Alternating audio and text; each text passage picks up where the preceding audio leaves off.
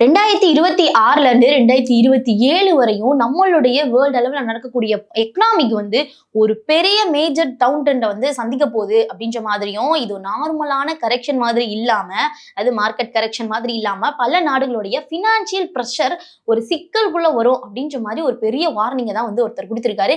யார் கொடுத்திருக்காரு அப்படின்னா, ரிச் டாட் புவர் டாடுடைய அந்த புக் எழுதிய ரைட்டர் ராபர்ட் கியோசகி அவர்கள் தான் இந்த ஒரு வார்னிங்கை கொடுத்திருக்காரு. ஸோ இந்த மாதிரி ஒரு வார்னிங்கை கொடுத்திருக்காரு. ஸோ உண்மையிலேயே ஒரு எக்கனாமிக் கிரைசிஸ் வரப்போகுதா, நம்ம மாதிரியான இந்தியாவில் இருக்கக்கூடிய இந்தியன் இன்வெஸ்டர்ஸ் இந்த மாதிரி விஷயங்களை ஃபாலோ பண்ணணும் நெக்ஸ்ட் இதுல இருந்து. ஸோ இந்த வீடியோல இதை பத்தி டீட்டெயிலா பார்க்கலாம் வாங்க. 2026 ஸ்டார்ட் ஆச்சு. ஸோ செகண்ட் ஹாஃப் வந்துருச்சு. இந்த 2026ல இருந்து 2027க்கு அந்த இடைப்பட்ட ஒரு காலம் ரொம்பவே ஒரு ஆபத்தான காலம் அப்படின்ற மாதிரி தான் அவர் சொல்லிடுறாரு. அதாவது ராபர்ட் கியோசகி அவர்களுடைய அந்த கருத்துப்படி அவருடைய சொல்றது என்ன அப்படின்னா, வேர்ல்டு ஃபுல்லா கவர்மெண்ட் டெட் ஹிஸ்டரி அளவு, அதாவது ஹிஸ்டரியிலேயே இல்லாத அளவுக்கு இன்க்ரீஸ் ஆகிருக்கு.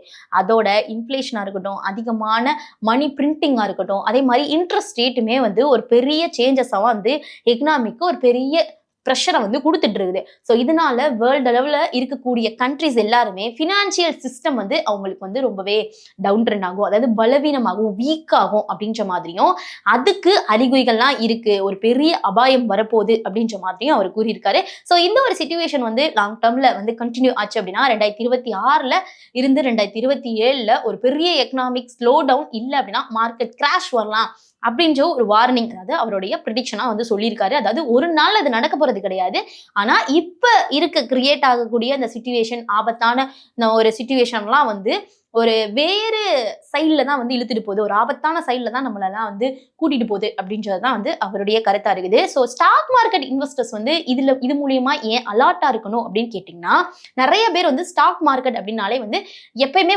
மேலதான் இருக்கும் அப்படின்ற மாதிரி ப்ரெடிக்ட் பண்ணிக்குவாங்க. எப்பயுமே ஸ்டாக் மார்க்கெட் பொறுத்தவரையும் அப்பளதான்ப்பா இருக்கும் அப்படின்ற மாதிரி.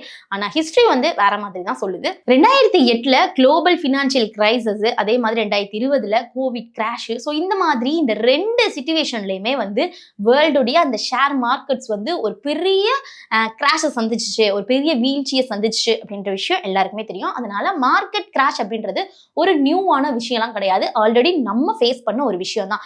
ஆனா ஒரு இன்ட்ரெஸ்டிங்கான விஷயம் என்ன அப்படின்னா, ஸ்மார்ட் இன்வெஸ்டர்ஸ் பேனிக் ஆக மாட்டாங்க.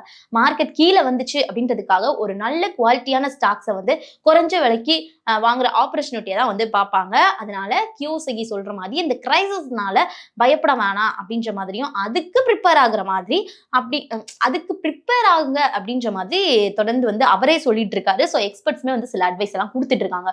ஸோ அவர் எந்த அசெட்ஸை ஃபாலோ பண்ண சொல்றாரு, சப்போர்ட் பண்றாரு அப்படின்னா, ராபர்ட் கியோசகியை பொறுத்தவரையும் பல வருஷமா ஒரே விஷயத்த ரிப்பீட் பண்ணிட்டு இருக்காரு. என்ன அப்படின்னா, gold, silver, bitcoin, real assets. So இது எல்லாமே பேப்பர் மணியை விட ஒரு லாங் டேர்ம்ல வேல்யூவை நம்மளுக்கு ப்ரொடெக்ட் பண்ணும் அப்படின்றது தான் அவர் நம்புறாரு. ஆனா இது ஒரு இன்வெஸ்ட்மெண்ட் அட்வைஸா நம்மளால எடுத்துக்கொள்ள முடியாது. ஏன் அப்படின்னா, கோல்டுக்கும் ரிஸ்க் இருக்கு, பிட்காயினுக்கும் ரிஸ்க் இருக்கு, ஸ்டாக் மார்க்கெட்லயும் ரிஸ்க் இருக்கு. ஸோ அதனால எந்த அசெட்ல நம்ம இன்வெஸ்ட்மெண்ட் பண்ணாலும் உங்களுடைய ஃபினான்ஷியல் கோல்ஸ், அதே மாதிரி ரிஸ்குடைய capacity and time horizon, so இதுக்கு ஏற்ற மாதிரி தான் நம்மளுக்கு டிசிஷன் எடுக்கணும். ஸோ நம்ம இன்வெஸ்டர்ஸ், அதாவது இந்தியாவை பொறுத்தவரையும் இந்தியாவில் ஸ்டாக் மார்க்கெட்ல இன்வெஸ்ட்மெண்ட் பண்ணக்கூடிய இன்வெஸ்டர்ஸ் என்ன மாதிரி விஷயங்கள்லாம் பார்க்கணும் அப்படின்னா, ஸோ நம்மளுடைய வேர்ல்டு எக்கனாமிக் என்ன நடந்தா நம்மளுக்கு என்ன, யாராவது ஒருத்தவங்க ப்ரெடிக்ட் பண்ணா நம்மளுக்கு என்ன அப்படின்ற மாதிரி நினைக்காம, நம்மளுடைய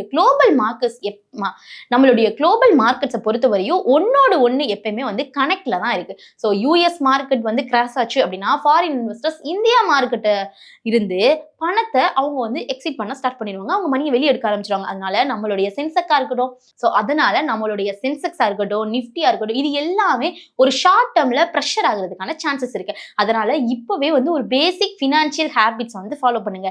எமர்ஜென்சி ஃபண்ட் ரெடி பண்ணி வச்சுக்கோங்க. அதிகமான அந்த லோன் பேர்டன்லாம் அவாய்ட் பண்ணிட்டு கரெக்டான முறையில் ஃபாலோ பண்ணணும். அந்த இன்வெஸ்ட்மெண்ட் பண்ற அந்த ஹேபிட்டை ஃபாலோ பண்ணணும். ஸோ ஒரே இன்வெஸ்ட்மெண்ட்ல தங்களோட மொத்த பணத்தையும் போடாம போர்ட்ஃபோலியோ டைவர்சிஃபிகேஷன் மூலியமா அதை மெயின்டைன் பண்ணா கரெக்டா இருக்கும். ஸோ ரெகுலரா எஸ்ஐபி இருந்துச்சு அப்படின்னா பேனிக் ஆகி ஸ்டாப் பண்ணாம லாங் டேர்ம் அந்த விஷனோட கண்டினியூ பண்ணாங்க அப்படின்னா ஓவராலா வந்து லாங் டேர்ம்ல அவங்க நல்ல ஒரு ரிட்டர்ன்ஸ் வந்து பெற முடியும் அப்படின்ற மாதிரி எக்ஸ்பர்ட்ஸ்லாம் வந்து அட்வைஸ் கொடுக்குறாங்க.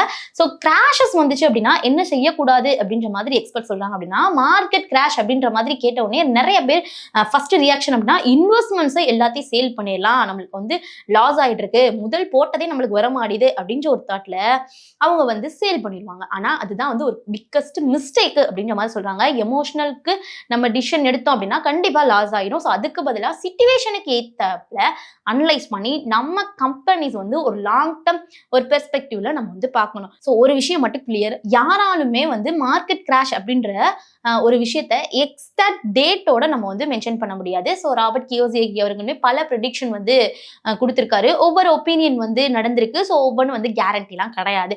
ஸோ நீங்க 2026ல இருந்து 2027ல ஒரு எக்கனாமிக்ஸ் கிரைசிஸ் வரும் அப்படின்ற ஒரு சிச்சுவேஷனை எதிர்பார்க்குறீங்களா?